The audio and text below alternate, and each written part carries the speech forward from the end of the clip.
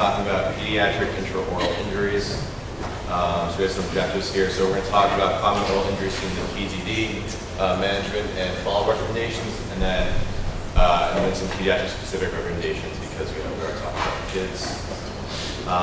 We're going to start with a case, like all things. So here we got a 5-year-old boy. That's him right there. He presented with mouth bleeding, had some facial trauma. He got a new puppy for his birthday. He was chasing outside, and the dog made a sharp turn, but before he could react, he ran into a family tree. And this is what his tooth looks like. So something definitely wrong, something is definitely going on inside his mouth. So the first topic we're going to talk about is pediatric dental injuries. So we're going to talk about baby and adult teeth, or primary and permanent teeth, some dental trauma classifications, and then a little bit of overview of dental injuries of baby versus adult teeth. So this is what baby teeth look like. So in general, babies are born. You have 20 baby teeth that you're born with. In terms of classification, they're done by letters, and adult teeth are done by numbers. They're arranged from right to left, bottom to right, and they're arranged in letters. So A through J are at the top, and then K through T are at the bottom. And then here, in contrast, here's the adult teeth, and you can see adults, you typically grow 3 more teeth on each side, and so for a total of 12 additional teeth. And they're arranged from numbers, and you arrange it with numbers as opposed to letters. And just as a reference, the baby teeth are all the way up here and down here, so you can get a couple more rows in the back. In general, adults will have 32 teeth. Sometimes they may get the last 4 are wisdom teeth, so they may have to move. So just bear that in mind when you're taking care of people with dental injuries. Here's just a quick overview of tooth anatomy. So teeth have a couple of layers. Their outermost layer is the enamel. Underneath that's the dentin, and then underneath that is the pulp, which is usually red. That goes into the root of the teeth and then connects to the bone up here. So in terms of dental trauma, there's a few different classifications of them, and we're going to go through all of them. And then the most going from like not so serious to pretty serious dental injuries. The first one's concussion, which is similar to a concussion of the head. It's basically you hit your tooth, and it hurts, but it doesn't really move. And it looks normal on physical exam. So when you just kind of hit a tooth on something, but nothing's broken and it doesn't move, it just hurts a little bit when you touch it, that's a concussion. Subluxation is sort of like that, but then you can move the teeth a little bit. So it's mobile, but it's not displaced in any way, so it can look normal unless you're actually physically touching it. And then you also see some sulcal bleeding. And so this is a subluxation diagram. You see some bleeding here at the junction between the tooth and your gums. The next classification is luxation, so there's 3 different types. But basically the tooth is displaced in all of these types, and we're going to go through each individual one. The first one's lateral luxation, and so the tooth is basically stuck in one direction. It can be mobile or it can be stuck, but it is displaced. And so you can see here, it's a little bit, so this tooth here is laterally luxated, so it's posteriorly displaced, and you also have a little bit of sulcal bleeding. And this is what it looks like in the picture diagram. The next one's intrusive luxation. Basically, the tooth is going inside the socket. It's forced into the alveolus. You can see some bleeding. And then here is a Panorex X-ray where you see of intrusive luxation. So you see there is a deformity, and the tooth is going into the alveolar socket, and it's a little bit in front of the adult tooth. So that's intrusive luxation. Next one is extrusive luxation, or also partial convulsion. Those terms are kind of used interchangeably. It's basically the opposite of an intrusive luxation, so you pull the tooth out a little bit, and you can see that this tooth is a little bit higher. This tooth is a little bit out compared to the other tooth next to it, and this is what it looks like on the X-ray over here. And then finally, a convulsion. The entire tooth is pulled out. It's pretty self-explanatory. So the periodontal ligament is severed. And you might see some associated alveolar fracture as well. And so just to go over a different classification of tooth injuries, so concussion looks normal but hurts. Subluxation, it's mobile, but overall the tooth looks okay. Intrusion, the tooth is in. Extrusion, the tooth is coming out. Lateral luxation, it's displaced in any other direction. And then avulsion, the tooth is completely out. In terms of dental fractures, there's also a couple different classifications which we'll go through quickly. So the first one is infraction, which is basically just a crack in the tooth. So only in an infraction, only the enamel is damaged, so only the outer layer of the tooth. So the dentin and the pulp are all intact. The tooth is also intact too, so it just looks like a little crack on physical exam, not on X-ray. Crown fractures are separated into complicated and uncomplicated fractures. Basically, a crown fracture includes the enamel plus or minus the dentin. And so here you can see it's a crown fracture, so the outer layer of the tooth of the enamel and the dentin are avulsed, but then the pulp itself, which is not affected at all. You might hear about the Ellis classification. Sometimes on WebFest people use it.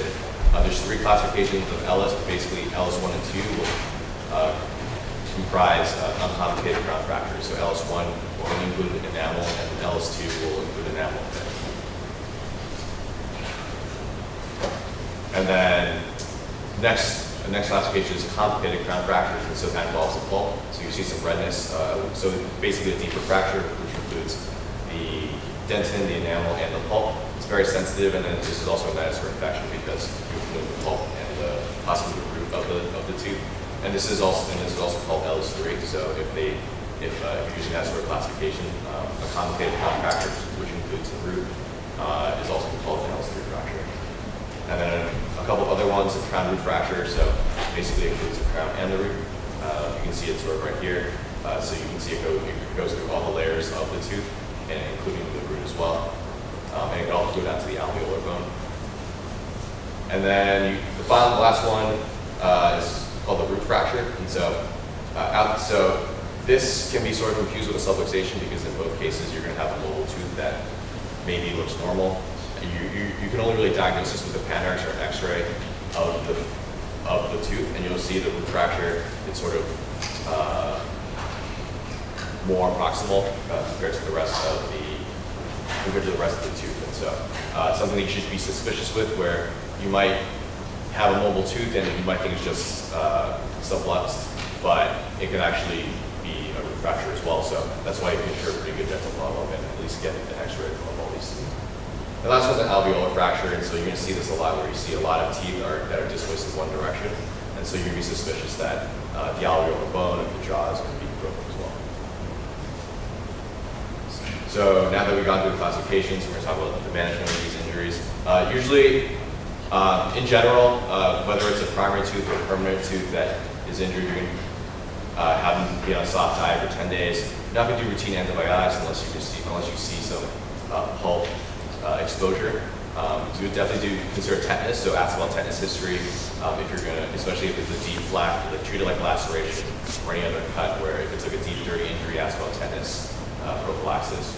In general, you're going to prescribe chlorhexidine like rinses, especially in older kids.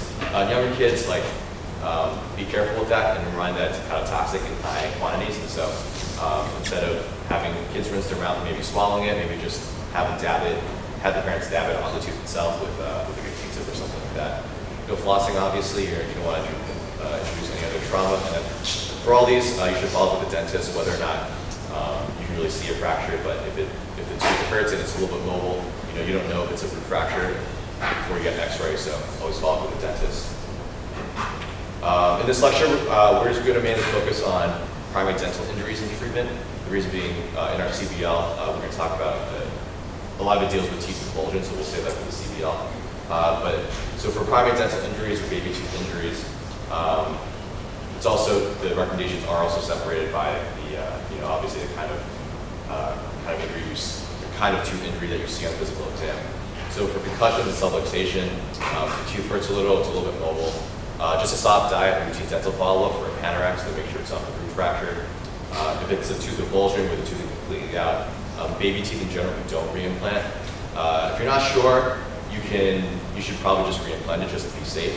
But there's a couple of ways you can tell if it's a baby tooth versus an adult teeth. First, if they're less than 6 years old, it's probably a baby tooth because at 5 or 6 years old are when kids start losing their teeth and when the adult teeth come in. You can also kind of feel their teeth too. So this isn't 100% accurate, but if you feel the bottom of your tooth, baby teeth is going to be smooth.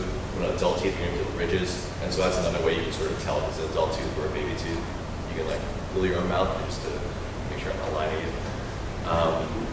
again, if you're unsure, gently reimplanting, get a dental follow-up. And then also consider an x-ray too, especially if you can't locate the tooth and it's a kid, because you don't know if they aspirated the tooth or not. So if they hit if the parent comes in, kid hit their face, and you can't find the tooth at all, I would get an x-ray to make sure it's in the stomach at least, or at least not in the lungs or something like that. In terms of luxation, it also depends on, so for lateral luxation, it depends on the bite. If the bite's okay, so just have them like grin at you or something like that. If the bite's okay, you can just really usually observe it and then have them follow up with dental. If the bite looks kind of weird, you would still do a dental follow-up, or you can call all of us here because we have it available, but they'll either usually pull the tooth out if it's close to falling out anyway. I mean, these are all baby teeth, so not a huge deal if you lose them. In terms of extrusive luxation, the number that they recommend is 3 millimeters. So if it's less than 3 millimeters extruded, you can just gently reposition it by just pushing on it a little bit.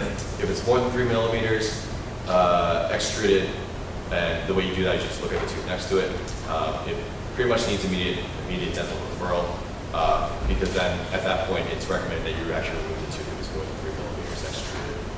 If you don't have dental available and you're working like with a Bundash or something like that, you can just kind of pull it out yourself. Just grasp it with a dry gauze. You shouldn't have to use too much force to pull it out, because basically the ligament and the root are already out of the alveolar bone. And then if it's intrusive luxation, they basically need a Panax pretty urgently just to make sure that the permanent teeth aren't damaged, and so they need pretty urgent dental follow-up too. In terms of fractures, nothing necessarily needs to be done right away, but as with all these tooth injuries, it needs dental follow-up within the next couple of days. So if it's uncomplicated, if it doesn't hurt too much, you can follow up in a few days. If it's a complicated crown fracture where it bleeds the pulp, you probably just give antibiotics and then also have them see a dentist pretty soon rather than later. And then with all these crown fractures, because a part of the tooth is missing and you can't find it, do an x-ray to make sure it's not in the lungs, or make sure it's in the stomach, because those will obviously light up on an x-ray. So with root fractures,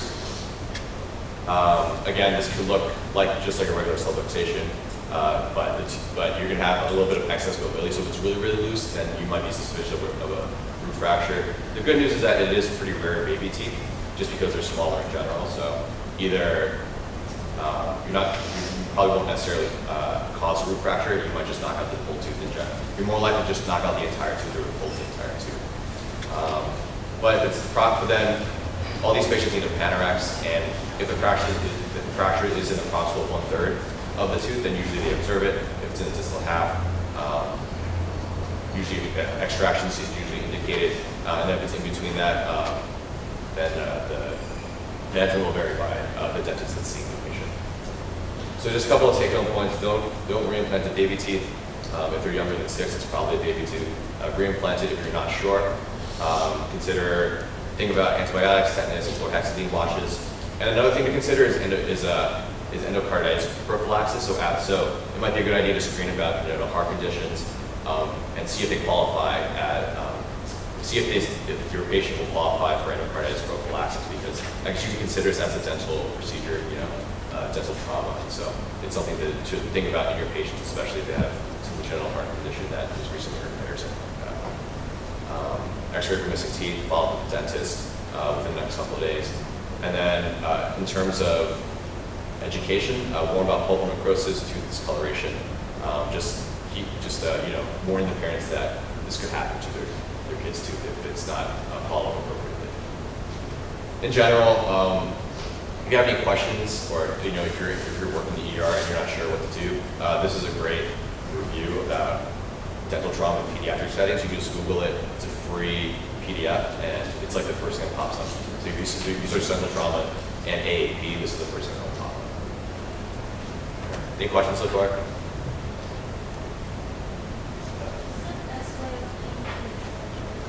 Sorry?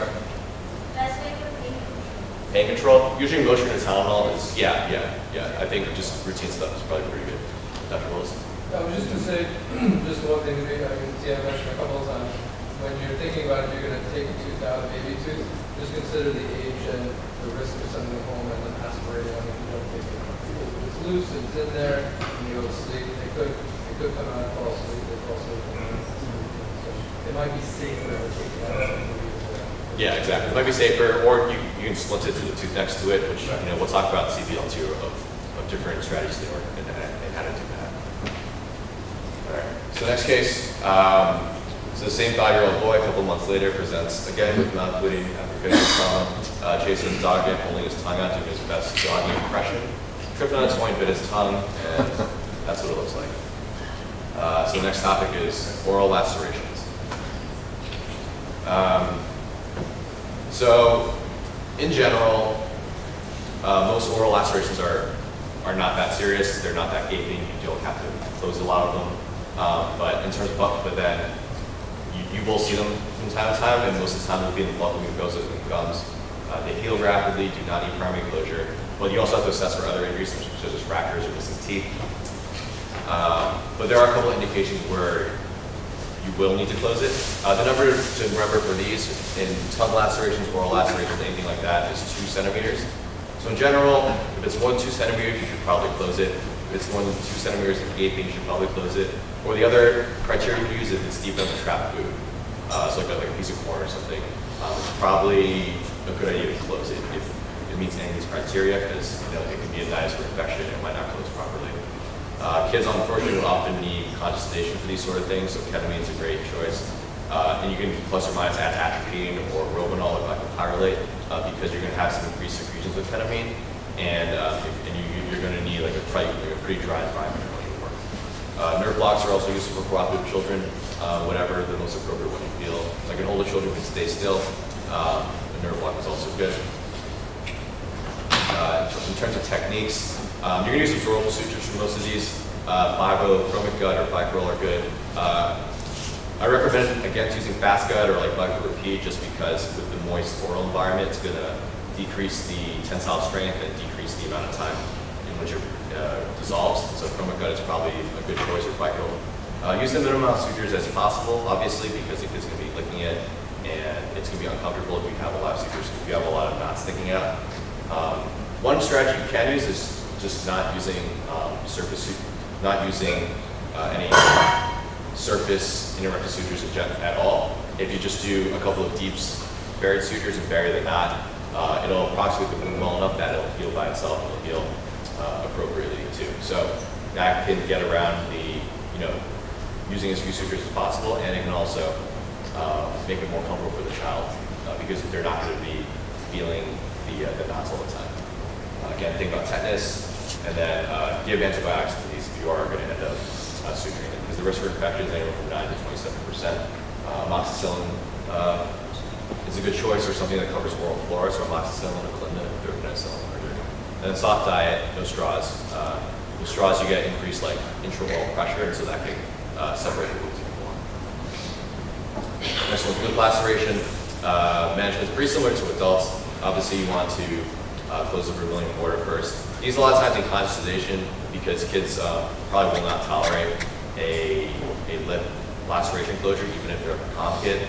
And plus, you want to get the best cosmetic result as possible, and so you don't want a kid moving around while you're fixing their lip. 6-0 sutures as small as possible on the face.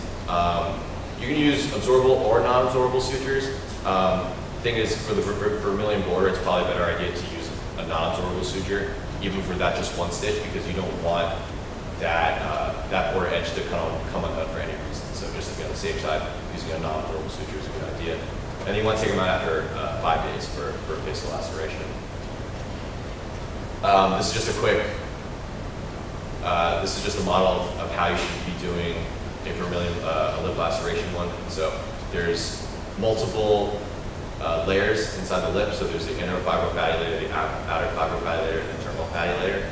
And so in the order that you should close them first are the vermilion border is the first that you should put, and then you work inside to outside. So you do the inner fibrofatty junction first, and then you do the outer fibrofatty junction second, and then after that you can use simple interrupted on the dermal, on the lips, and on the surrounding skin in order to close it. So again, so close the vermilion border first, and then go from in to out in order to close the lips. Another kind of laceration you might see inside the mouth, a frenulum laceration. You know, kids hit their face all the time. You might see it underneath the lip right here. The good news is not a big deal. It usually heals spontaneously, especially with the spread of gingiva. The management is basically just supportive care and put pressure on the outside of the lip. And as with all these lacerations, soft diet. And the one thing you might have to think about is consider abuse with these frenulum laps. It's like a pretty subtle sign, but if you see a frenulum laceration, do a couple of screening questions for other signs of abuse. Look all over the body, do a head-to-toe exam. Look for any weird bruising or something like that whenever you see one of these. But in terms of fixing it, you really don't need it too much because the front of the lips and the gums are pretty close together, so you're going to get a good wound approximation just anatomically. Tongue lacerations, similar to buccal mucosal lacerations, so gaping or 2 centimeter lacerations will need closure, but a lot of times will close by themselves. Especially in through lacerations, you want to close as well. The one thing is that if you see a lac on the side of the tongue, it should probably be closed no matter what, just because you might get a forked tongue like this if you're not careful. So if it's on the side of the tongue or near, like on the side of the front of the tongue, and you see that it's bisecting, it's a good idea to close. And these will need constant sedation or a really cooperative patient. You might need some extra tools to hold the tongue. So one of those is a towel clamp, or you can use, you can push like a silk suture through an anesthetized part of the tongue and have someone else pull out the tongue as well while you're fixing it. But again, bioabsorbable sutures, chromic gut, bicryl, you'll get good wound approximation that way. And the chromic gut will last long enough for the body to approximate the wound. This did not come out. All right, so this is a case report about using Dermabond to close the tongue. This was actually done by Dr. Silverberg in pediatric emergency care. I don't know why the name, there's supposed to be the name of the paper will come up here. But basically, he saw a kid with a tongue laceration. Mom didn't want sedation or didn't want stitches in the tongue, and they just tried Dermabond. And what they did was they dried the tongue really well with gauze and compressed air, and they just put a couple of layers of Dermabond on it. You can see the results kind of speak for themselves. This is the before, this is the after in the paper. This was 2 weeks later. He did need another application after a day because he drank some hot tea and then kind of dissolved the Dermabond. But hey, it looks pretty good. So, you know, if you don't want to use stitches, there is precedent for using Dermabond in the mucosa. So, you know, something that you can also consider to see a patient like that. And you can ask Dr. Silverberg more about it if you have any questions. Questions so far? Oral lacerations? All right, cool. This is our last case. Case 3. Same now 6-year-old boy comes in a few months later after your third one with some more mouth bleeding and facial trauma. He was balancing dice on a popsicle stick in his mouth. He lost his balance and fell on his face. And this is what you see inside of his mouth. So the last topic is oral pharyngeal trauma. Just some statistics, so it's 1% of all pediatric trauma. Usually you have it caused by a fall of an object in the mouth, so popsicles, pens, pencils, lollipops, forks, straws, anything that a kid can put in their mouth, fall, it's going to cause a hole in the back of their mouth. So